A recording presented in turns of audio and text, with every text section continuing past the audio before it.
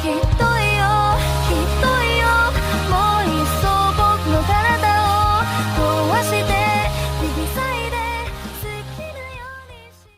Bu ya, saya ingin bertanya mengenai seorang laki-laki yang mau melamar atau menikahi seorang istri. Jika seorang suami tersebut sedang berada di pondok pesantren dan istrinya kuliah atau kerja, apakah gimana? Jika ada seorang suami tersebut berada di pondok pesantren dan istrinya kuliah atau kerja, apakah boleh keduanya hidup berpisah dan suami tersebut tidak menafkahi istrinya? Dalam artian istri tersebut masih dibiayai oleh orang tuanya. Karena khawatir dan untuk menghindari dari perbuatan buruk, maka mereka menikah muda. Mohon penjelasannya Bu ya. Bismillah. Pada dasarnya pernikahan itu jadi gini, ada martabat. Ada orang di zaman seperti ini, dia takut kepada keharaman. Maka impiannya adalah mencari yang halal. Biarpun dia tidak sempurna di dalam menjalani hidup, berumah tangga misalnya. Masih mondok yang satu, istrinya mondok atau suaminya mondok, istrinya kuliah. Baik. Akan tapi secara pribadi mereka punya kebutuhan yang sangat pribadi yang tidak bisa diwakilkan kepada siapapun. Kalau sampai tidak dipenuhi bisa masuk bab keharaman. Baik haram secara sendiri atau berzina dan seterusnya. Lalu menikah, bagaimana hukumnya menikah seperti itu? Bagus. Kemudian sang suami tidak bisa beri nafkah, tentunya itu adalah tergantung kepada keridhaan seorang istri. Menikahlah, yang penting terhindar dari keharaman, apalagi di zaman rusak seperti ini. Naudzubillah. Aurat, foto-foto yang tidak pantas dilihat pun ada di mana-mana saat ini.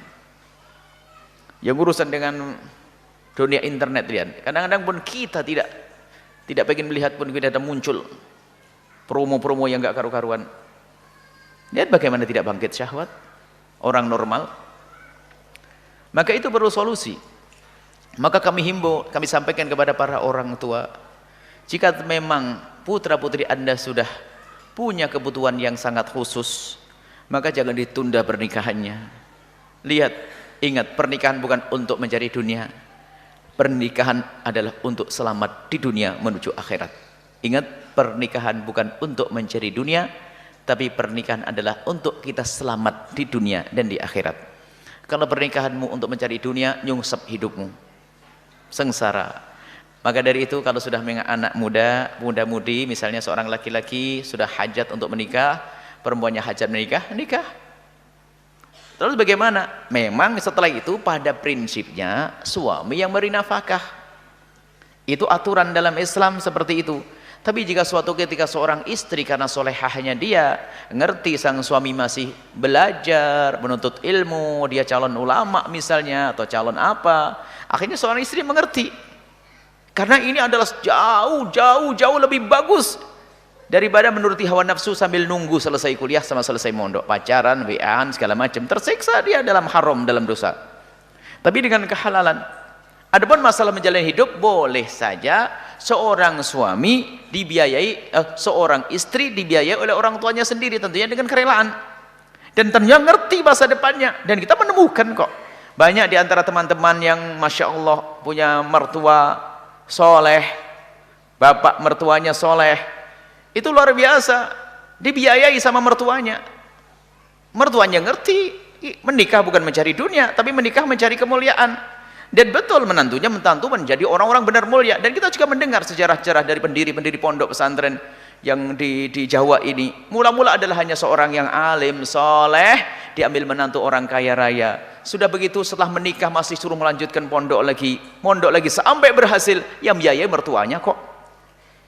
Makanya kalau sudah pernikahan anak Anda itu mencari duit, tersiksa Anda.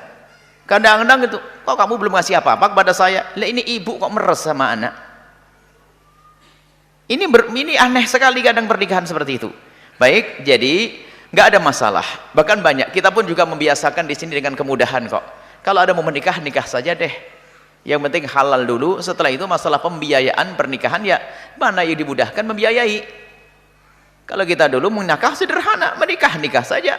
Kita menikah, urusan nafkah di negeri orang bagaimana nafkah, ngontrak rumah mahal dan sebagainya. Ya sudah kita pakai prinsip yang sederhana, BSS. Bayar sendiri-sendiri, sama-sama kuliah, sama-sama sekolah. Anda bayar, saya bayar, selesai. Jadi intinya adalah Anda selamat, nggak apa-apa seperti itu. Anak yang soleh yang pertama, yang bertanya, dengan pernikahan menyelamatkan Anda dari termasuk dalam berzina. Sekarang betul-betul dalam kehinaan anak ini. Nggak mau menikah, nunggu selesai kuliah. Tapi setiap malam SMS-an, WA-an sampai mohon maaf melakukan yang haram, biarpun tidak sampai derajat zina. Sampai tukar foto yang tidak ini. Aduh, bagaimana ini semuanya? Buka pintu halal wahai para orang tua. Urusan rezeki nanti akan Allah berikan. Allah akan berikan dengan pernikahan yang halal yang penuh berkah. Jadi nggak apa-apa seperti itu. Sang anak perempuan masih dibiayai oleh orang tuanya, boleh-boleh saja. Akan tapi yang tidak boleh adalah menjadi sombong gara-gara yang seperti itu. Akan tapi jika dia rela karena melihat calon suaminya adalah punya masa depan yang baik, dia meneruskan sekolahnya, mondoknya, anak perempuannya juga mondok di tempat yang lain, yang penting halal deh, komunikasi yang halal, kalau bertemu halal dan seterusnya, itu indah, tertutup matanya dari yang haram, istimewa. Dan kita perlu mempermudah urusan pernikahan dengan cara semacam itu. Ingat, jangan Anda menikahkan putra putri Anda karena Anda tamak dengan kekayaan menantu Anda. Wah, rendah sekali Anda. Jangan tamak, jangan sampai Anda menikah dengan seseorang karena Anda tamak dengan kekayaannya. Anda akan fakir selamanya. Anda akan fakir selamanya. Tapi kalau Anda menikah karena Allah Subhanahu wa taala, yakunu fuqara yughnihimullah, kalau engkau kekurangan, Allah akan beri kecukupan, dan cara Allah mencukupi itu bukan urusanmu. Begitu mudahnya bagi Allah yang Maha Kuasa. Wallahu a'lam bishawab.